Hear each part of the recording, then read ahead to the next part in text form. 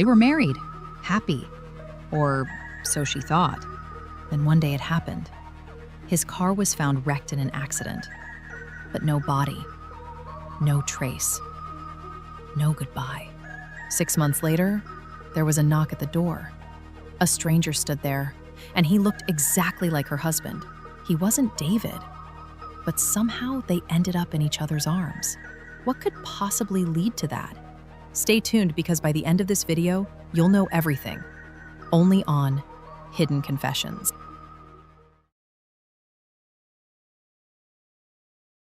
It was raining again, the kind of heavy, endless rain that soaked through windows and memories.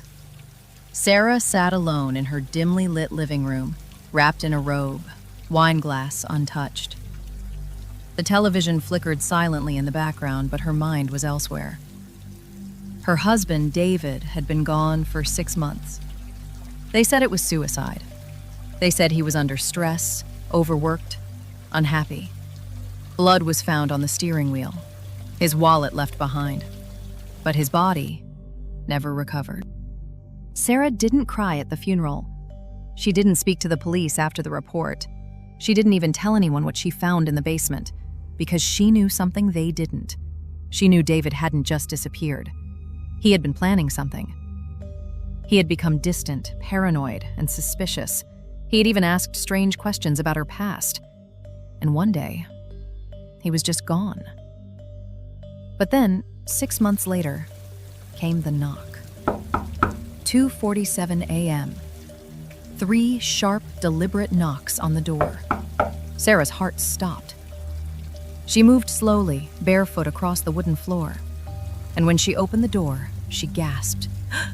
It was David, wet, bearded, alive. He looked exhausted, older, but undeniably him. He stared into her eyes and simply said, "Sarah." She didn't scream. She didn't question. She stepped aside and let him in.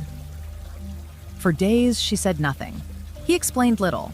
He told her he had been abducted, that he escaped.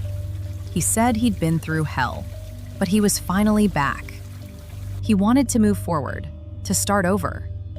Sarah wanted to believe him, but something didn't feel right. He didn't remember their anniversary. He put sugar in his coffee. David hated sugar. And worst of all, he once called her Sarah Hill, her maiden name. David never did that, not even once.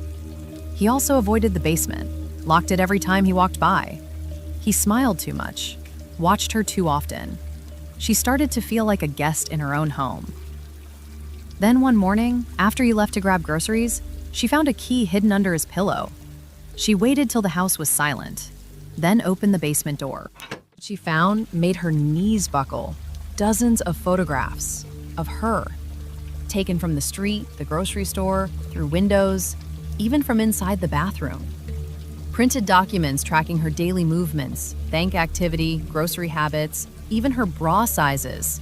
There was a timeline, notes, doodles of her initials inside hearts, and worst of all, a file with her name titled Target Emotional Vulnerability. She backed away from the table slowly. Her heart pounded in her ears. This man wasn't David. Not even close. He was someone who had studied her, followed her, wanted her, and now he was living with her. That night, she sat stiffly on the couch. The lights dimmed. Rain is still falling. When he walked in, she didn't blink. He placed the groceries on the table, smiled, and walked toward her. She stood up. "Who are you?" she asked quietly. He froze. "I'm David," he said. "No, you're not." He sighed deeply, ran his hand through his wet hair, and sat down across from her. "My name is Aiden. I'm not your husband. I'm sorry." Sarah's lips trembled. "Why are you here?" Aiden looked away, then back into her eyes. "I was hired by David. He thought you were cheating. He thought you were hiding something. So I followed you. For months. But after he disappeared, I couldn't walk away. I had watched you live. I knew everything about you. And I realized I didn't want to be your investigator. I wanted to be your secret admirer. Silence. They sat in it like heavy fog. Then she asked, "Did you kill David?" "No," he said quickly. "I didn't. I swear. I didn't even know he was going to die." "But after he vanished, I found the insurance policy. $3 million. You were the beneficiary. I should have left, but I didn't. Because I wanted you." Sarah stood there, torn between rage, horror, and something else. Obsession, lust. Aiden stood too, slowly. They stared at each other. Then, as if pulled by gravity, their lips collided. They kissed like they hated each other. Desperate, breathless, raw. He pulled her hair. She bit his lip. His hands slid under her robe and gripped her thighs. Her fingers tugged at his shirt. He whispered in her ear, "I don't care what you did. I still want you." "You're insane," she whispered. "I know, but I've watched you sleep, cry, undress, and now I want to feel it for real." He kissed her neck, her chest, lower. She let him. They moved to the couch, then the floor, then the kitchen counter. Their clothes disappeared. Moans filled the house. It wasn't love. It was madness. And in the middle of it, Sarah pulled back. "Tell me the truth." He looked up at her, breathless. "I already did." She stared down at him and said, "Then I'll tell you mine." He said, "What truth?" She whispered in his ears, "I killed David." Aiden's breath hitched. I got tired of the lies, tired of being broke, tired of pretending. So one night I crushed his sleeping pills into his wine. I dragged him to the car, drove it to the cliff, and made it look like suicide. I got the money, but not the freedom. Because he never left me. She touched Aiden's face gently, until you came.